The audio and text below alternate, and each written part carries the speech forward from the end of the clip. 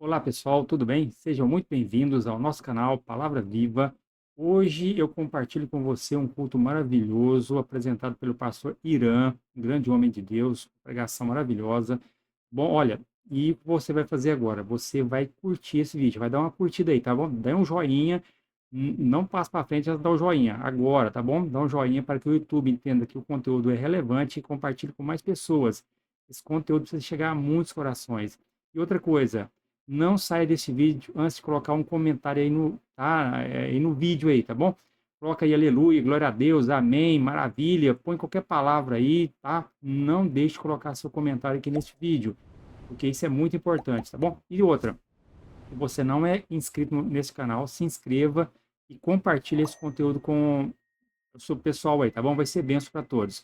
Um grande abraço, fique com Deus, bora pro sermão, bora pro culto, vai ser benção. Boa noite a todos. Como vocês passaram o dia? Passaram bem?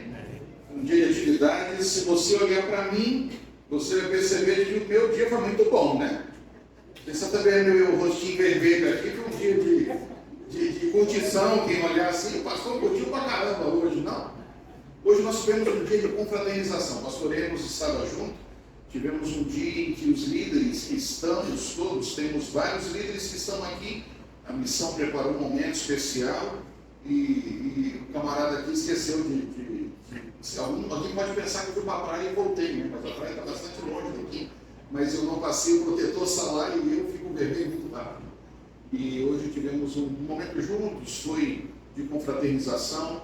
Foi muito especial poder estar com os pastores aqui da cidade, juntos com os líderes que estão espalhados nas diferentes igrejas e dando testemunho como tem acontecido o trabalho da pregação do Evangelho durante esses dias, e estamos muito felizes em ver muitas decisões. São centenas de pessoas que estão tomando suas decisões ao lado do Senhor Jesus. Durante essa semana não tem sido diferente também aqui em nossa igreja, onde nos próximos dias teremos batismos ocorrendo amanhã, no próximo sábado. Tivemos alguns batismos ocorrendo no último sábado. Que Deus possa seguir usando aqueles que estão à frente da pregação do Evangelho nesse lugar, alcançando vidas que precisam ser despertadas enquanto ainda há tempo. Porque sabemos que pouco tempo nos resta nesse mundo, porque em breve Jesus vem para nos buscar dessa terra. Hoje eu disse que falaria sobre um tema em que nenhum de nós quer viver, mas é uma realidade bem presente na vida de todos nós. O texto que eu separei para estarmos refletindo está no livro de Tiago, no capítulo 1. Eu quero ler com você os versos 2 a 5 e o verso 12. Carta de Tiago, capítulo 1, os versos 2 a 5 e o verso 12. Já oraram, pedindo a bênção de Deus sobre a minha vida, sobre o estudo da palavra, por isso temos condições de ir diretamente à reflexão dessa noite. Se você achou o texto na palavra de Deus, diga amém.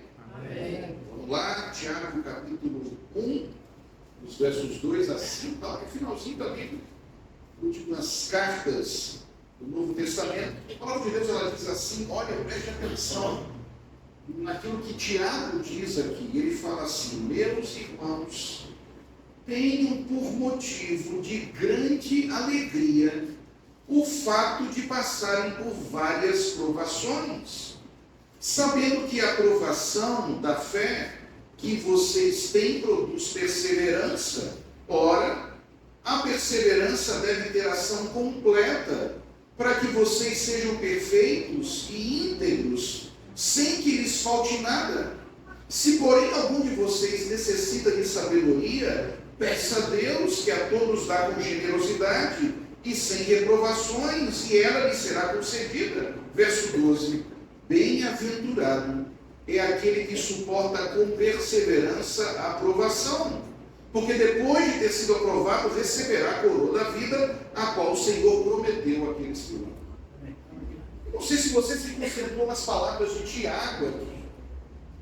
Ele diz a você e a mim, a todos que são leitores da Bíblia, ele fala para valorizarmos provas, adversidades, dificuldades em nossas vidas. Ele diz, tende por motivo de toda alegria o fato de vocês passarem por provações. Eu não preciso fazer nenhuma pergunta aqui. Quantos gostam de viver adversidades, provas, dificuldades? Nenhum de nós é masoquista, nenhum de nós. Mas Tiago, nesse texto, na abertura da sua carta, ele lembra aos seus irmãos que viviam perseguições, desafios. Ele lembra de que, apesar das provas, tempestades e adversidades na nossa vida, nós precisamos compreender de que são tremendas oportunidades de crescermos no Senhor e aprendermos a depender dEle. Nenhum de nós gosta de sofrer, nenhum de nós gosta de sermos desafiados com conflitos, com tempestades, com provas. Mas a palavra de Deus nos diz aqui: valorize as adversidades de que você encontra no mundo por sua fé. Valorize, porque elas são tremendas oportunidades para o crescimento espiritual, para o crescimento na dependência do Senhor, para que você possa ser ainda mais submisso à vontade de Deus e aprender a confiar ainda mais naquilo que Deus tem separado para você. Não é fácil viver adversidades, provas. Não é fácil valorizar tempestades em nossa vida, em que nós enfrentamos, porque nós defendemos ao Senhor Jesus, defendemos o retorno dele, defendemos os princípios da palavra de Deus, e muitos são perseguidos exatamente pelos princípios deixados na palavra do Senhor. Mas Tiago diz a você, não precisa chorar. Muito pelo contrário, entenda de que essas provas, essas adversidades podem lhe fazer ainda mais sábio, dependente, ainda mais firme e forte no Senhor. Veja, amigos, Tiago não é o único que fala sobre isso na Bíblia.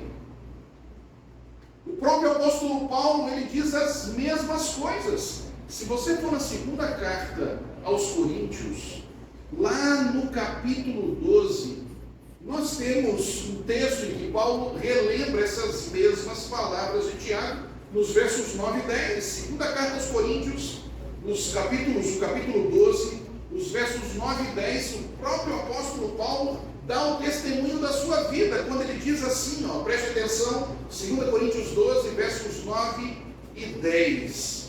A Bíblia diz: então ele me disse, a minha graça é o que basta para você, porque o poder se aperfeiçoa na fraqueza. De boa vontade, pois, olha o testemunho de Paulo, me gloriarei mais nas fraquezas, para que sobre mim repouse o poder de Cristo. Por isso, sinto prazer nas fraquezas, nos insultos, nas privações, nas perseguições, nas angústias, por amor de Cristo. Porque quando sou fraco, o que diz a Bíblia? Aí você é forte. Quando você reconhece de que não há poder em você e que você é completamente dependente da graça do Senhor, é aí que você se torna forte no Senhor, porque você está nas mãos dele. Amigos, a palavra de Deus nos lembra aqui de que exatamente em meio a essas adversidades, de que nós crescemos espiritualmente, nos tornamos mais fortes no Senhor.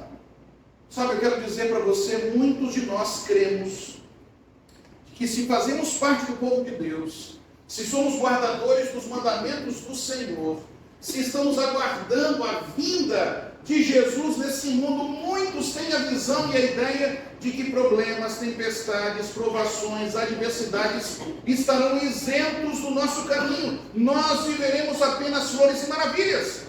Mas a realidade de vida, mesmo você buscando a presença de Deus na sua vida, mesmo você buscando ser fiel ao Senhor, com as suas limitações, crescendo em Cristo Jesus, mesmo assim você tem adversidades, mesmo assim você passa por provações, por tempestades na vida, e muitos nesses momentos se perguntam: aonde que está o Senhor nessas horas?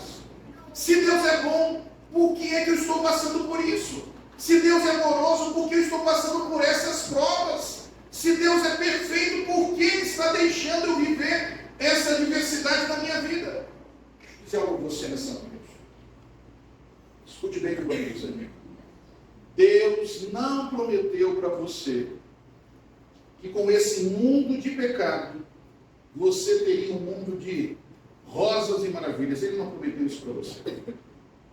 Ele não prometeu para você, nem para mim, para ninguém, que ao sermos do Senhor, ao vivermos nesse mundo de injustiças, esse mundo onde a dor, a morte, a separação faz parte da lei dessa terra de pecado, Ele não prometeu para mim, nem para você, nem para ninguém, que nesse mundo nós só viveríamos alegrias.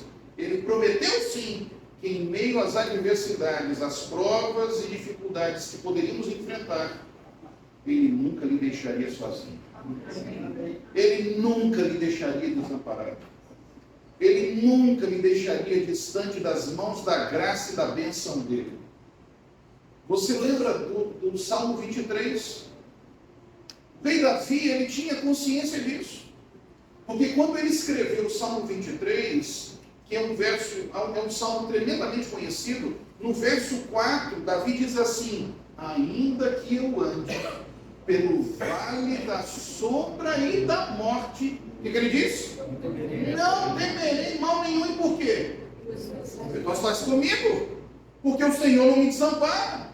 Porque Ele está comigo em todos os momentos. Ele está comigo nos bons momentos e Ele está comigo nos momentos desafiadores. Você percebe aqui, Davi não descartou, mesmo sendo do Senhor, nesse mundo passar por tempestades, por adversidades, por dificuldades, por perseguições, mas de uma coisa ele tinha segurança.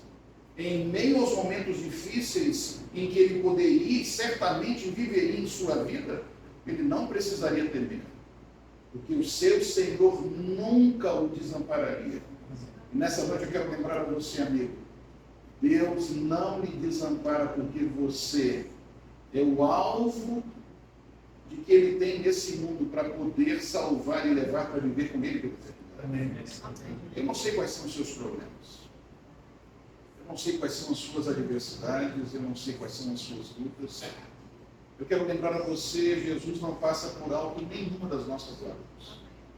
Ele não passa por alto nenhum dos nossos sofrimentos. Ele bem sabe as nossas lutas, as nossas dores.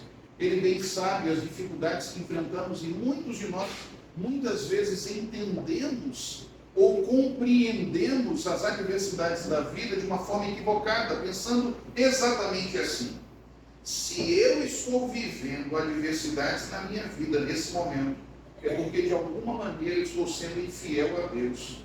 Eu fiz e cometi pecados e com isso o diabo entrou na minha vida, e se eu estou sofrendo, é porque eu estou longe do Senhor. Por outro lado, se minha vida está um mar de rosas, se está tudo perfeito, se eu não tenho problemas, é porque eu estou sendo fiel, é porque Deus está comigo, é porque eu tenho um campo de força ao meu redor.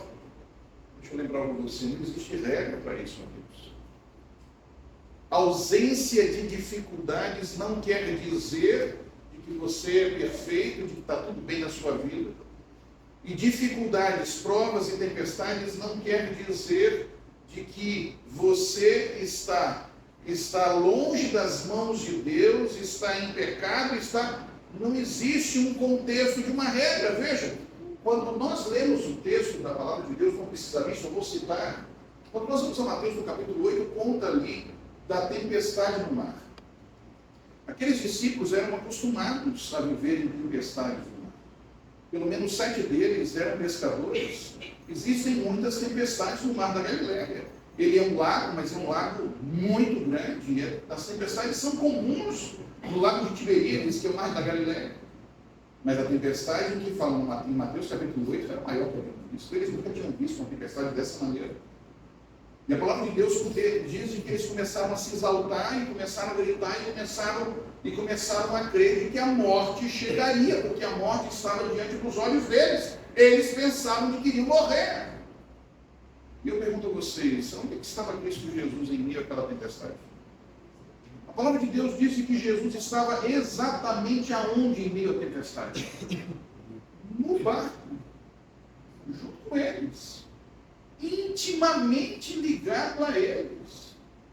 Amigo, na tempestade da sua vida, não pense que Jesus está fora do seu barco, não. Ele está do seu lado, ajudando você, dando forças. Ele está à sua disposição para sustentar a sua mão, porque Deus não desampara aqueles que são do Senhor.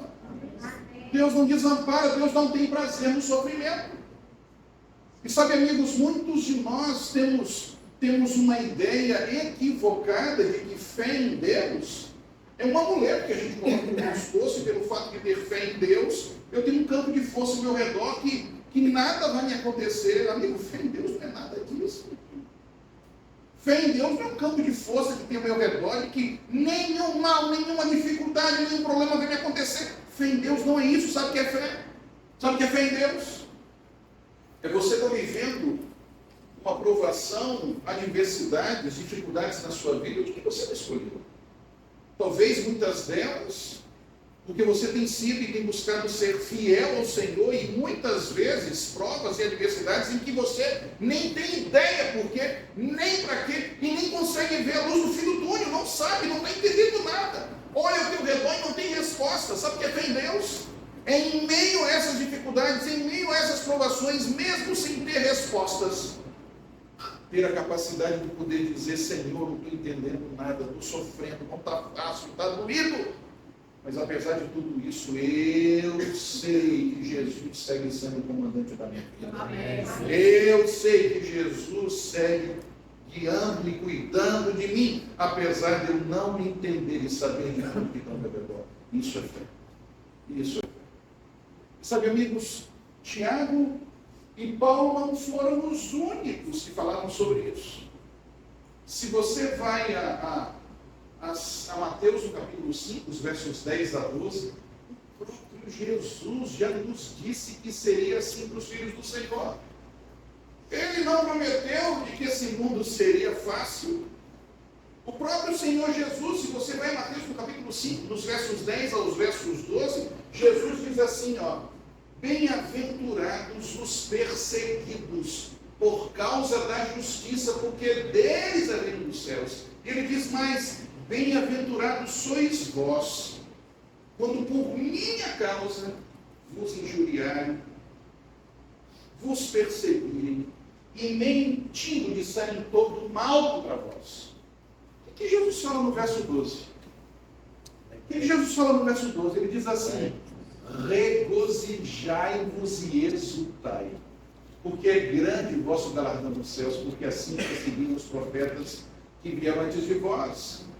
A mensagem de Jesus é a mesma de Tiago e a mesma de Paulo. Jesus está dizendo assim para você, amigo: quando você for perseguido pelo meu nome, quando você se mantiver fiel em meio às adversidades, quando mentindo disserem todo mal contra você, quando você tiver que perder seu emprego porque você quer ser fiel, e eu não vou lhe desamparar, no dia em que Deus nos solicitou para que nós pudéssemos ser guardadores e fiéis a Ele, quando mentindo e perseguirem você por causa da sua fé, Jesus diz a você: amigo, não sofra, não fique cabisbaixo, não chore, porque essa é uma prova de que você não pertence a essa terra, essa é uma prova de que seu lugar está reservado para viver pela eternidade comigo nos céus.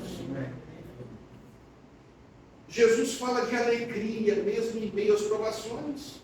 É Jesus que diz aqui. E quando você vê a Paulo fala: eu vou me gloriar ainda mais nas minhas fraquezas. Ele fala de alegria em meio às adversidades. E Tiago lhe diz: tende por motivo de toda alegria o fato de passarem por provações. Nenhum deles fala de tristeza, de choro. Em meio às provas da vida, eles falam de alegria, louvor, reconhecimento, confiança no Senhor, mesmo nos momentos difíceis que nós estivemos passando. Mesmo nos momentos complicados que estivermos vivendo, e esses momentos serão certos em nossa vida. Eu quero fazer uma pergunta a você nessa noite. Até que ponto você é fiel a Deus? Até que ponto você honra o nome do Senhor nesse mundo, apesar das provas, tempestades, dificuldades que são reais em nossa vida? Daqueles que decidiram ser fiéis ao Senhor sobre toda a prova. Sabe, deixa eu me dizer uma coisa, amigo. Poder testemunhar o nome de Jesus, poder cantar louvores a Ele, poder ser fiel a Ele é muito bom, muito fácil, muito propício. Quando o bolso está cheio, quando a barriguinha está estufada, quando nós não temos problemas, quando a vida é um mar de rosas. Mas qual o tamanho da sua fidelidade ao Senhor mesmo em meio às adversidades? Hoje eu quero fazer você entender quem é o causador do sofrimento. Algumas pessoas com muitos anos têm culpado a pessoa errada, e que inspirador é poder encontrar na palavra de Deus respostas em pessoas que foram ao limite na sua confiança ao Senhor, mesmo sem ter respostas. Talvez um dos personagens mais emblemáticos e mais impactantes com o testemunho que nós temos é exatamente a figura de Jó. Você já ouviu sermões sobre Jó? Mas eu queria passar e pontuar algumas realidades que muitas vezes nós não percebemos sobre a vida desse que foi um dos maiores testemunhos de confiança em Deus que esse mundo já presenciou. Quero pontuar algumas realidades para que a gente possa refletir a nossa vida frente a esse testemunho tremendo de que Deus tinha nesse mundo chamado Jó. Você sabe que o livro de Jó foi o primeiro livro escrito da Bíblia. Não foi o Gênesis.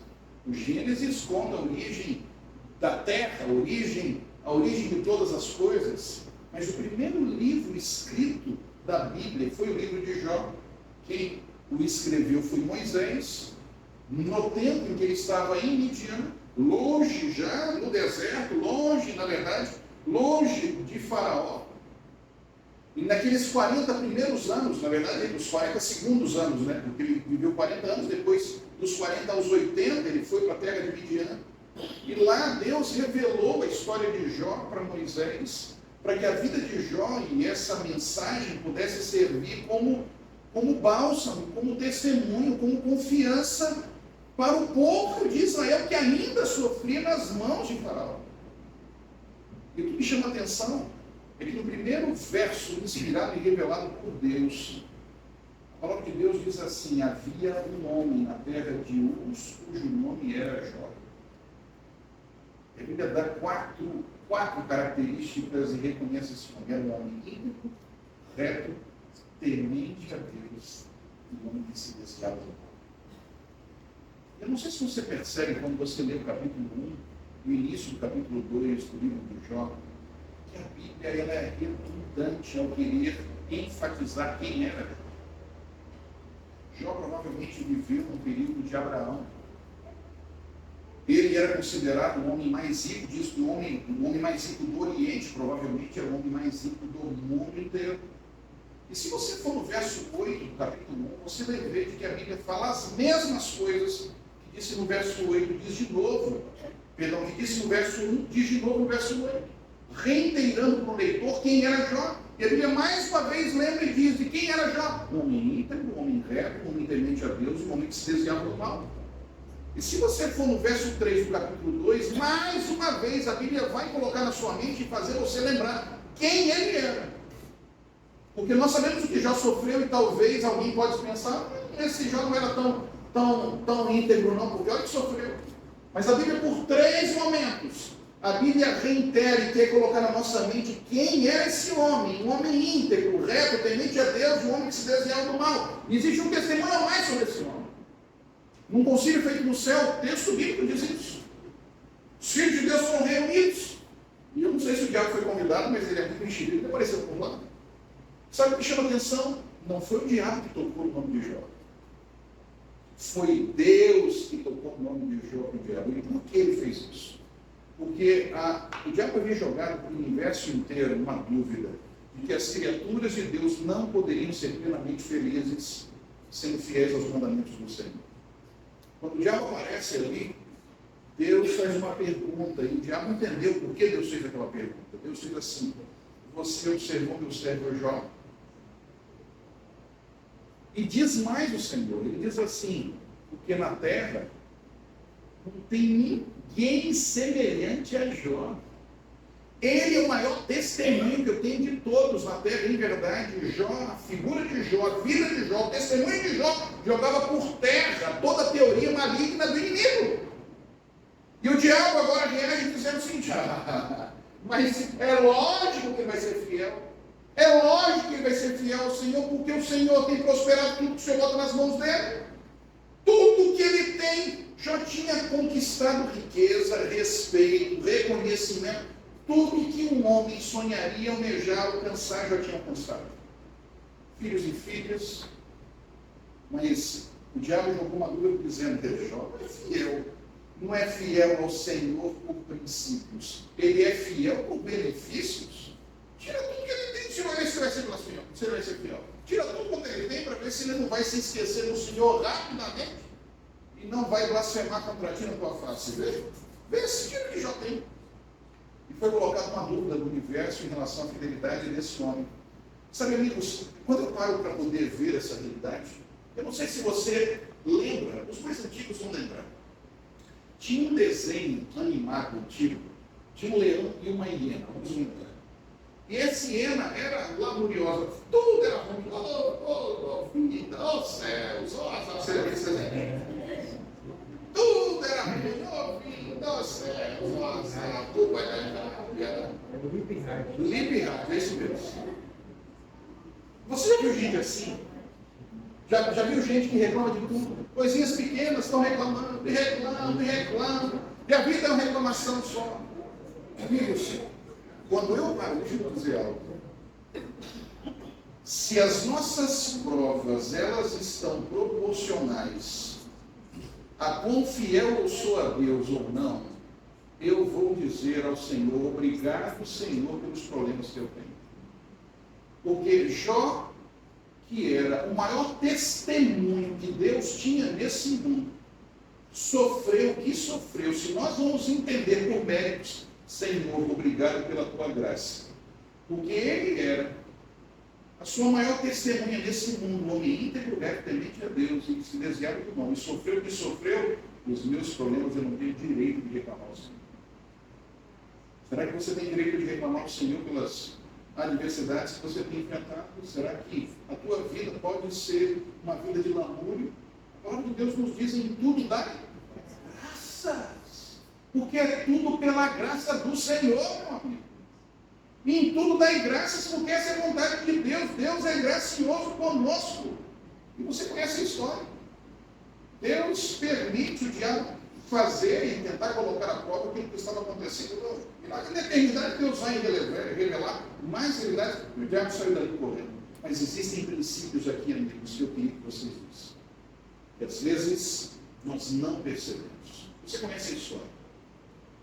O diabo correu para poder destruir a vida de Jó. Em poucos instantes, Jó, que é o homem mais rico do Oriente, provavelmente do mundo, ele perdeu instantes do que ele tinha. Mas o diabo, amigo, ele tem uma artimanha dele. Não ouse a compreender o diabo como alguém que não tem inteligência suficiente, que não tem sagacidade suficiente, que o diabo tem muito tempo de vida, meus amigos. Não subestime o inimigo de Deus. A palavra de Deus diz o que ele fez, e essa artimanha dele, ele segue fazendo até hoje, e muitos caem nessa artimanha do diabo. A palavra de Deus diz que vieram 4 servos. O primeiro trouxe uma notícia desastrosa, mas eu quero focar no segundo desastre da vida de Jó. Quando você vai a Jó capítulo 1, no verso 16, olha o que diz a Bíblia aqui. Eu quero que você preste atenção nisso. Olha o que diz a Bíblia aqui. Esse era o segundo servo. E a Bíblia diz assim: enquanto este ainda falava, veio outro mensageiro e disse: fogo. E diz a Bíblia: fogo de quem caiu do céu? Fogo de Deus. Esse foi o testemunho do servo. Fogo de Deus caiu do céu e queimou as ovelhas e os servos, destruindo todos eles. E só eu consegui escapar para trazer essa notícia. O segundo servo chega para Jó e diz assim: Jó, eu sei que você é fiel a Deus. Eu sei que você cuida da sua família. Eu sei que você guarda os mandamentos do Senhor. Eu sei que você é um tremendo testemunho desse mundo. Mas eu vou dizer uma coisa, Jó, eu não sei o que está acontecendo. Eu vi, ninguém me contou, eu vi. O próprio Deus, Jó, mandou fogo do céu.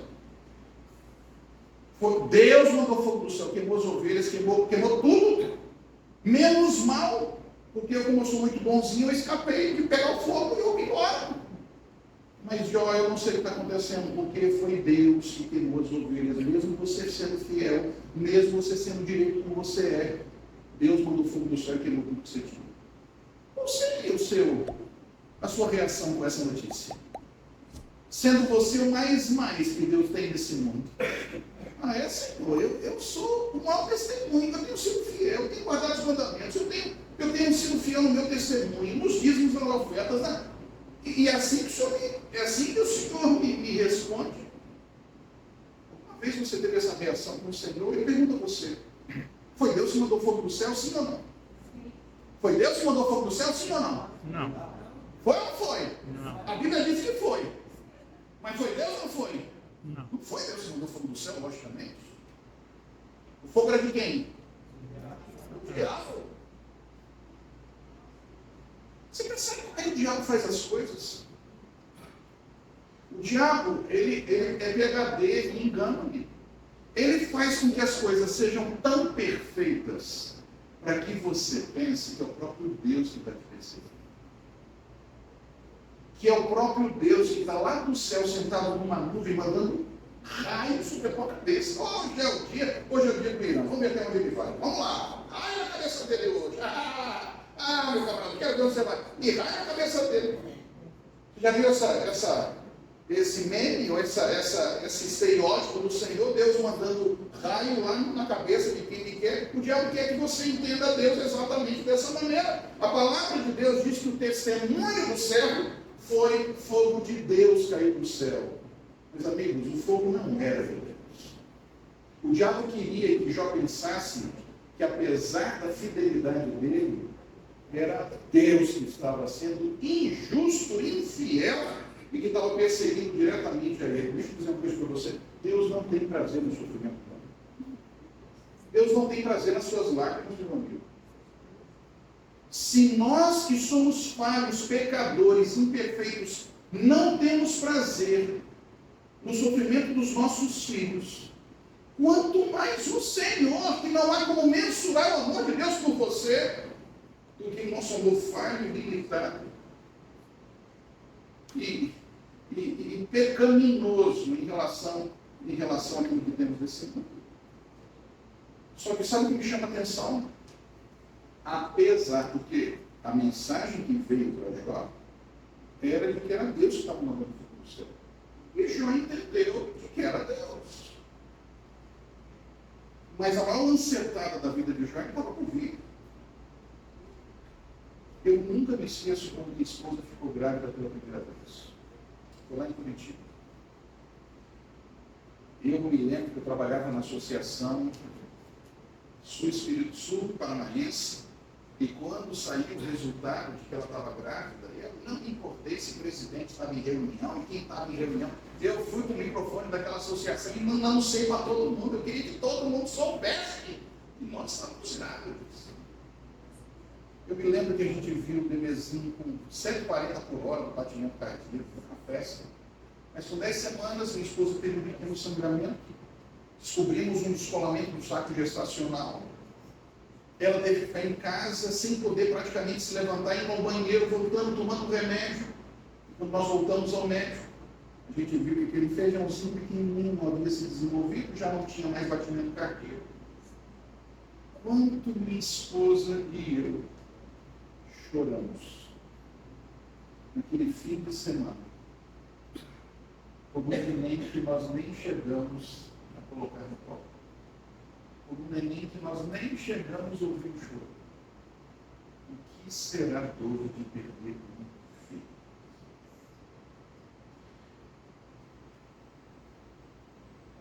Os profissionais de saúde dizem de que essa é a maior dor que alguém pode enfrentar.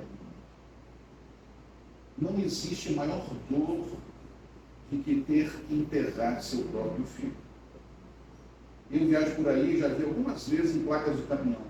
Deveria ser proibido filhos morrerem antes dos seus pais. É a data da morte do filho, do caminhoneiro com o coração destroçado. A palavra de Deus nos diz que já tinha 10 filhos. E aí temos a Bíblia diz que ele perdeu quantos filhos? Quantos filhos? Você tem ideia do que Senhor? Já não teve nenhum para consolar. A Bíblia diz que ele tinha 10 filhos e ele perdeu todos os filhos que ele tinha. E ele era a maior testemunha de que Deus tinha nesse mundo. Sabe o que é fé? A palavra de Deus diz, nos versos 20 a 22, olha como Jó estava entendendo que era Deus. Não tinha respostas. O relatório que veio que era Deus, é que era Deus. A palavra de Deus disse que o que Jó fez? Então Jó se levantou, rasgou o seu manto, rapou a cabeça, prostrou-se em terra. Ele disse: Senhor, saí do ventre e não voltarei. O Senhor dele, o Senhor dobrou. Bendito seja o nome do Senhor. Em tudo isso já não pecou nem abriu o saudade. Querida igreja do Horizonte, isso é fé. Jó não tinha uma resposta. Jó pensava que era o próprio Deus que estava fazendo isso com ele. Mas Jó tinha tanta confiança, tanta fidelidade no Senhor. Jó sabia de que Deus, ao entender que era Deus, Jó sabia de que Deus não era homem para errar. E sem ter respostas, Jó diz, bendito seja o nome do Senhor, porque Deus sabe tudo que ele faz. Não está fácil, eu estou sofrendo. Jó não falou isso sorrindo, Jó falou com lágrimas, com o coração rasgado pela dor, diz com o não de um homem que sofria. Mas ele disse: Deus sabe todas as coisas, porque todas as coisas contribuem para o bem daqueles. Eu falo para alguém nessa noite que está decepcionado com o Senhor. Naquele dia, o diabo, amigo, foi ele o causador do sofrimento de Jó, só que ele não ficou para consolar Jó. Ele fez com que tudo parecesse que era Deus que estava fazendo. E ele deu o pé.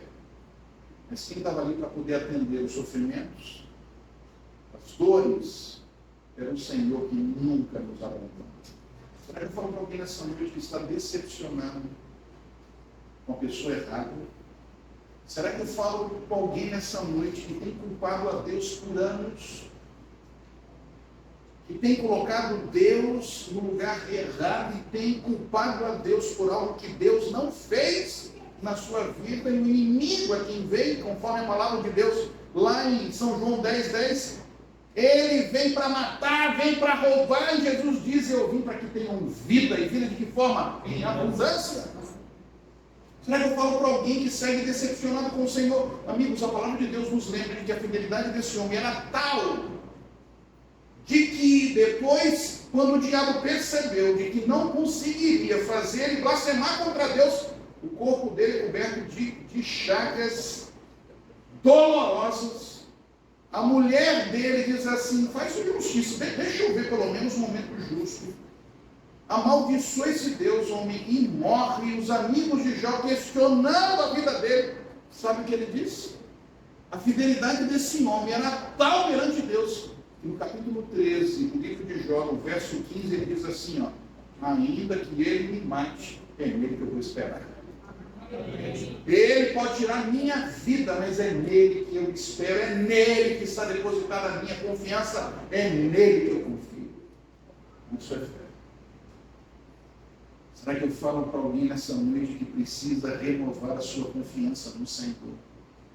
Será que eu falo para alguém nessa noite que está dando passos ao lado de Jesus, mas não tem sido fácil porque o inimigo tem perseguido? Eu quero dizer a você, amigo, que tem andado em favor do Senhor, não pense de que o inimigo não vai lhe perseguir. Não pense de que vai ser fácil. Mas a palavra de Deus diz assim: resistir ao diabo, ele fugirá de nós. O diabo não perde o tempo. E sabe, amigos, para mim, Jó diz uma das mais lindas profissões de fé que a palavra de Deus tem aqui. Quando o mundo expectante imaginava de que Jó iria abandonar, de que Jó estaria blasfemando contra Deus, enfim, quando todos estavam olhando perante o universo e vendo esse desfecho daquilo que acontecia, e quando todos achavam de que de que finalmente o próprio inimigo talvez achava de que Jó iria se render e falar contra Deus. Jó diz uma das mais lindas profissões de fé e coloca o diabo no lugar dele. Lá em Jó capítulo 19, os versos 25 a 27, quando ele diz: vocês acham que eu serei fiel ao Senhor? Aí ele diz assim: porque eu sei que meu Redentor vive. E por fim se levantará sobre esta terra, e depois de revertida a minha carne e minha pele, eu verei a Deus, e os meus olhos o verão. Sou fé. Nessa noite eu quero desafiar você, amigo. Quando o diabo imaginar de que ele vai vencer na tua vida para você ser infiel a Deus, faz ele tremer ao se levantar para poder dizer: eu sei que meu Redentor vive. Eu sei que meu Redentor vive. Eu sei que meu Redentor vive. Eu quero contar uma história para vocês, para terminar, de alguém que eu tenho muito orgulho. Ele já descansou, já faz alguns anos. O meu nome é em homenagem a ele. Meu nome é um nome bíblico, Irã. Na Bíblia, em português, seria um nome meio esquisito em português. Seria Irão. Existem dois Irãos na Bíblia. Irão rei de Tiro e Irão que foi um artífice do templo de Salomão, que tinha habilidades. E Irão, ou Irã é esse mesmo nome, mas vem da tradução em espanhol, mas é um nome hebraico que quer dizer nobre. É o nome do meu avô. Meus pais deram o nome dos meus dois avós. Eu tenho dois nomes bíblicos, Irã, Rafael. Rafael quer dizer Deus cura. Mas eu quero colocar minha atenção em dois nomes de Deus. Eu quero colocar minha atenção no Irã original, porque eu fui... a minha vida é uma homenagem à vida dele. Meu avô foi um Jó moderno. O que eu vou contar para vocês aqui não foi ele que me contou, foi meu pai que me contou em detalhes daquilo que via dentro de casa. Meu pai me contou muitas vezes de que muitas e muitas vezes ele brincava em casa quando pequeno. Meu pai foi nascer apenas com 18 anos de casados. Meus avós não podiam ter filhos. Ele é filho de uma promessa. E ele brincava em casa. E meu avô chegava com um mendigo da rua. Muitas vezes aconteceu isso. Alguém que ele encontrava na rua, ele trazia para dentro de casa e dizia para minha avó: Iris, tem visita! Não pode saber o que era aquilo. Ele ia, dava banho no mendigo. Abria seu guarda-roupa, dava roupas suas. Sentavam juntos à mesa. E ali ele começava a pregar o irmão, dizendo: você pode estar sozinho, pode estar sem família, todos terem te abandonado. Mas eu quero dizer para você que existe um céu que Jesus está preparando para você. E ele começava a pregar para aquele homem. Meu pai ficava olhando, vendo tudo aquilo. E depois de comerem juntos, meu avô pegava dinheiro, dava para aquele homem poder viver alguns dias. Meu pai me disse que isso aconteceu muitas e muitas e muitas vezes. Um dia, na cidade onde ele vivia, em Santa Fé, onde existem duas capitais de estado, a cidade de Santa Fé, que é a quinta maior, era pelo menos a quinta maior cidade da Argentina, e a cidade de Paraná, que é uma outra capital do estado. É como se fosse Rio e Niterói.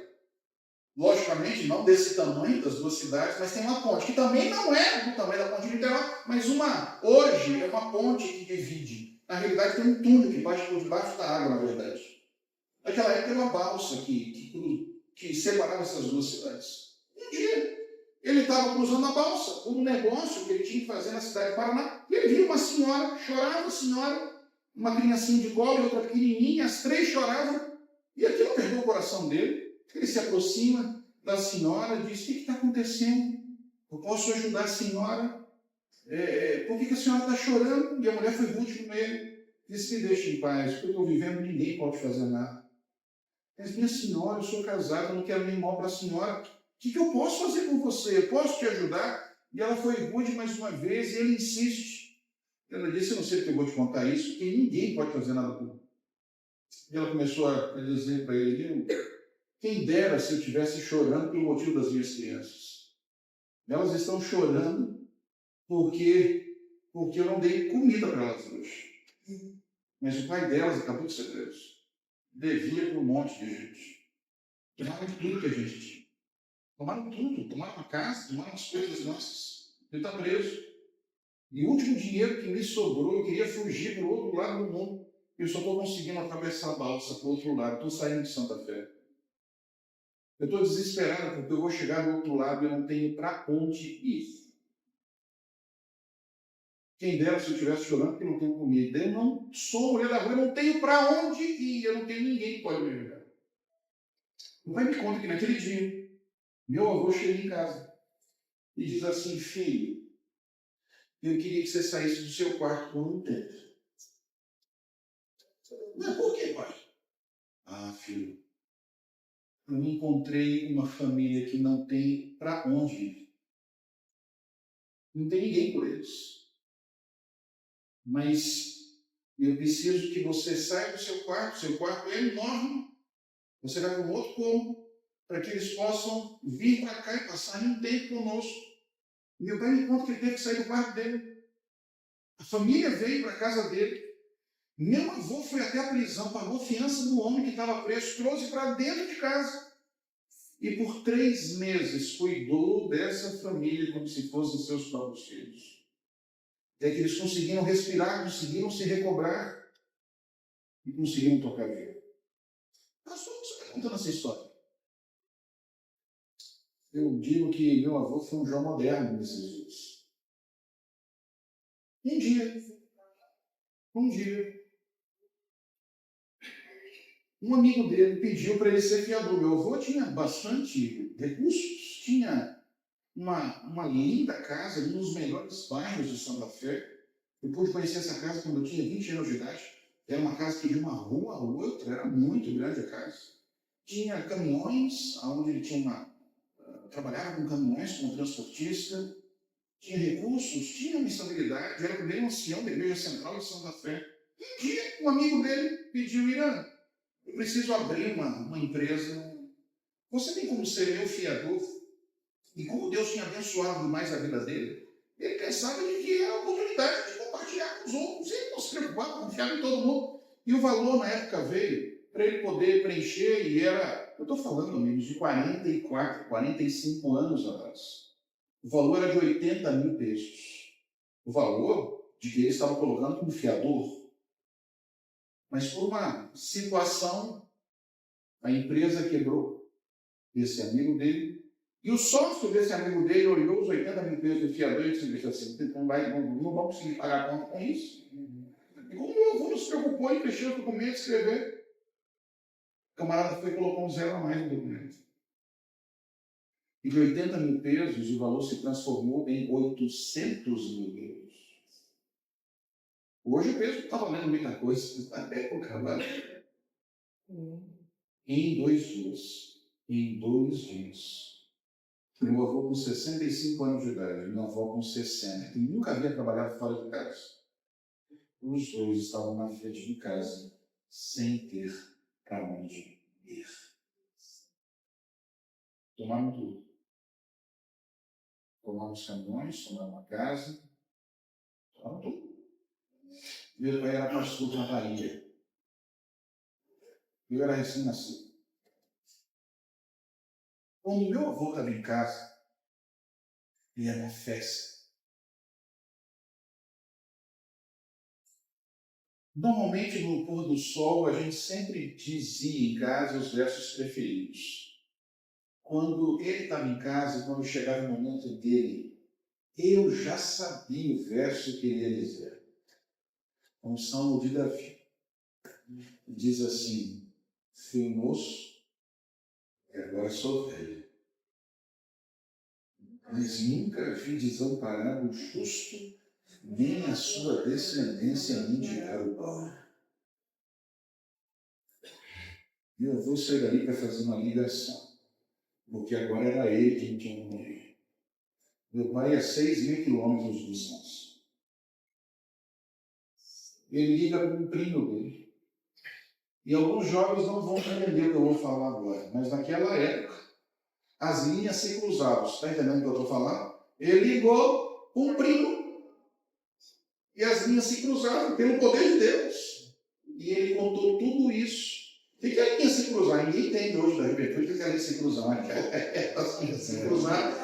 E ele contou tudo isso para uma senhora, em vez de contar para o primo dele, que escutou atentamente a novela mexicana que estava escutando ali, né? Porque a história era muito. E ela escutou atentamente a história que tinha acontecido, a perda de todas as coisas, e no final ela fez uma pergunta: com quem é que eu estou falando? E quando ele disse o nome dele, ele percebeu que não estava falando com o primo. Quem é a senhora? O senhor está falando com o seu Irã, com o Dona Irã Calvermata. E quando ela escuta o nome dele, a mulher do outro lado desata a chorar. E a mulher diz assim: seu Irã, seu Irã, seu Irã, onde o senhor está, seu Irã? Eu estou aqui na rua tal, eu estou aqui na praça. Quem é a senhora? O senhor não me conhece, eu te conheço. Não sai daí, eu estou indo para aí agora. Não sai daí, eu estou indo para aí agora. Meu avô desliga o telefone, minha avó do lado olha para ele e diz assim: mas o que você ligou? Não sei, mas também para cá. Passam-se 20 minutos. Uma senhora emocionada abraça os dois velhinhos.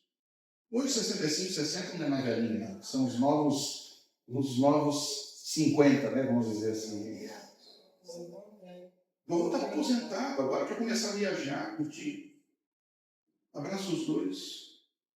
Ele pergunta: quem que é a senhora? Quem que é a senhora? E ela começa a dizer para ele: há 18 anos atrás eu vim morar aqui na cidade. Há 18 anos atrás, eu, meu esposo e meus 3 filhos não tínhamos nada. Morávamos num kitnet, que era a nossa sala, nosso quarto, nossa cozinha e nosso banheiro. E há 18 anos atrás, a minha irmã passou o maior desafio da vida dela. A minha irmã não teve coragem de me pedir ajuda porque ela sabia que eu não podia fazer nada por ela. E há 18 anos atrás, o Senhor encontrou a minha irmã passando naquela balsa. Pegou minha irmã, meu sobrinho, minhas sobrinhas, meu cunhado, levou para sua casa, cuidou deles, os amparou. Eu me lastimava porque era eu que tinha que estar fazendo aquilo e um desconhecido estava fazendo isso por ela. Ela conta o testemunho do que era o seu lar, os cuidados que o Senhor teve, os cultos que o Senhor fazia dentro de casa. Seu Irã, eu não estou entendendo por que está acontecendo isso com o Senhor. Eu não sei porque está acontecendo justamente com o Senhor. Mas sabe, seu Irã, eu entendo porque Deus permitiu que as linhas se cruzassem e eu recebi sua ligação. Porque eu prosperei na minha vida aqui em Santa Fé. Hoje eu tenho 5 lindos apartamentos aqui em Santa Fé. E eu vim trazer a chave de um deles para dizer para o Senhor: vá morar lá pelo resto da sua vida, seu irmão. O apartamento é seu. Vá morar lá porque o apartamento é seu. Deus não desampara seus filhos. Sabe quantas vezes eu vi meu avô reclamar das coisas que perdeu? Sabe quantas vezes eu vi reclamar das coisas que perdeu? Nunca. Quantas pessoas meu avô levou para a igreja? Com o seu testemunho de alegria, meu avô, quando estava em casa, era sinônimo de alegria, de festa. Um dia, bem velhinho, já viúvo. Você sabe que as pessoas perto de 90, meu avô contava as mesmas coisas várias vezes no mesmo dia. E tinha algo que ele me contava várias vezes, quando ele estava junto com a gente. Ele dizia assim, ele tinha muito orgulho que eu tinha o nome dele, ele me dizia assim, ele só falava espanhol comigo, ele dizia assim: sabe, Irã, se Deus um dia me mandasse um anjo e me dissesse assim: muito bem, seu Irã, você se portou muito bem na sua vida, Deus vai te dar um presente. Você vai poder viver sua vida toda de novo. O que é que você quer? Pode pedir o que quiser para Deus. Deus vai te dar o que você quer. E ele dizia para mim assim: sabe o que eu pediria? Ele já tinha me contado 5 vezes naquele dia. Aí eu dizia assim: o que, vô? Eu já tinha sabia que ele ia falar. O que, vô? O que você pediria? O que você pediria? E ele dizia assim: que a minha vida fosse igualita, igualita, igualita. Homens que foram fiéis a Deus sobre toda a prova. Homens como Paulo e Silas. por pregarem o Evangelho, foram açoitados. E você acha que os açoites foram motivo para eles estarem tristes? Os açoites eram motivos para eles de um orgulho santo, de terem apanhado por Cristo. E por isso eles tinham força para louvar o nome do Senhor. Eu não sei quais são as suas adversidades. Nessa noite eu preciso dizer para você, a vida com o Senhor Jesus, ela é recheada de bestos. Mas ela terá provações. Ela terá adversidades. A palavra de Deus nos lembra Jesus dizendo, no mundo tereis aflições. Mas mesmo Jesus diz, tende bom ânimo, porque eu venci o mundo. E Jesus nos lembra de que nele nós somos mais do que vencedores. Que Deus possa fazer de você um tremendo vencedor nele hoje. Hoje é um dia para você renovar sua fidelidade ao Senhor. Hoje é um dia para você poder dizer ao Senhor, se eu tenho sido infiel a Ti, Senhor, me perdoa, me dá forças para ser um testemunho fiel Teu nesse mundo, para poder representá-lo. Se alguma vez, Senhor, eu duvidei da Sua graça, eu duvidei do Seu carinho, que a graça de Jesus me lave, me perdoe. Senhor, me ajude a ser fiel a Ti sob qualquer circunstância. Quando o inimigo pensar que vai vencer na tua vida, eu quero desafiar você a se levantar e poder dizer, eu sei que me Redentor vive. Você gostaria de dizer isso hoje ao Senhor Jesus? Quantos gostariam de dizer, eu quero renovar a minha fidelidade ao Senhor, independente das provas? Porque Deus é bom a todo tempo. E a todo tempo Deus é bom. A Carla vai cantar nesse momento. Quando ela canta, renova a tua fidelidade ao Senhor. Renova o teu compromisso com Ele. Enquanto ela canta, você que precisa tomar uma decisão ao lado de Jesus, não postergue a tua decisão. Sabe por quê? Porque Jesus veio dar tudo por você. Ele veio morrer por você. Não permita que a morte de Jesus seja em vão na tua vida.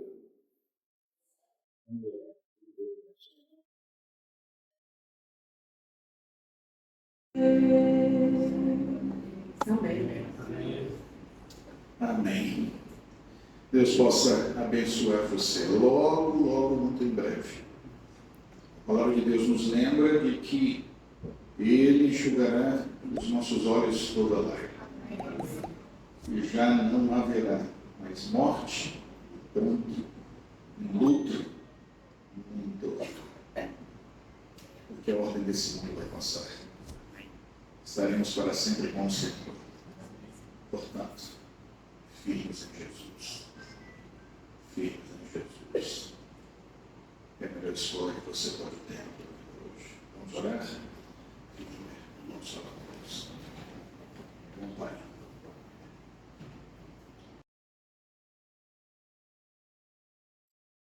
Nessa noite, Senhor, fomos reanimados em Tua palavra a compreender de que o Senhor nunca nos desampara, nunca nos abandona. Compreendemos de que, sim, desse mundo de dores, de tristezas, de separação, viveremos momentos difíceis, mas esses momentos difíceis não serão para sempre.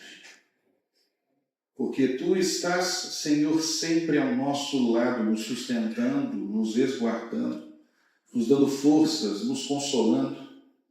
E é por isso, Senhor, de que nessa noite, mais uma vez, nos entregamos a Ti. Se em algum momento fomos infiéis, ao Te culparmos erroneamente, que a Tua graça possa nos perdoar, nos renovar e nos dar nova oportunidade para seguirmos a nossa caminhada ao lado do Senhor Jesus. Portanto, Pai, alcança com carinho Teus filhos aqui nessa noite. Seguramente há dores, lutas, sofrimentos.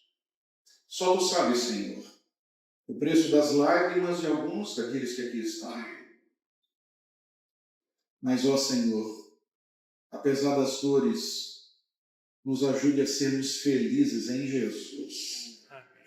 Nos ajude a a depositarmos em tuas mãos as nossas ansiedades, as nossas adversidades e aprendemos a confiar em todo momento em ti, Senhor. Amém. Porque sem ti nada podemos fazer. É verdade, Senhor. Portanto, Pai, aceita a nossa entrega e alcança aqueles que precisam tomar decisões eternas ao teu lado, hoje e sempre.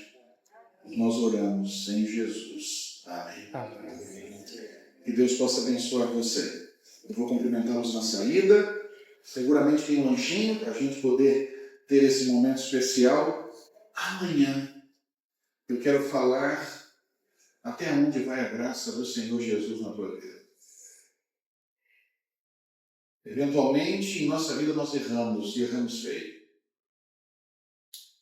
Existem histórias de pessoas que foram muito longe. Até onde a graça do Senhor pode alcançar e renovar a tua vida. Amanhã eu quero que você escute. Porque eventualmente, com as lutas, sofrimentos e dores desse mundo, eventualmente pecamos, erramos, culpamos o Senhor. Mas amanhã eu quero que você entenda aquilo que Deus pode fazer na tua vida. Quero que você possa compreender o tamanho da disposição do Senhor em perdoar você, renovar a tua vida e fazer você cavalgar sobre as asas dele para os planos maiores que ele tem para você. Que Deus possa abençoar, possamos estar juntos amanhã para renovarmos a nossa esperança no Senhor, que você possa ter uma noite de descanso e renovação de todas as outras em Jesus. Que Deus te abençoe. Amém.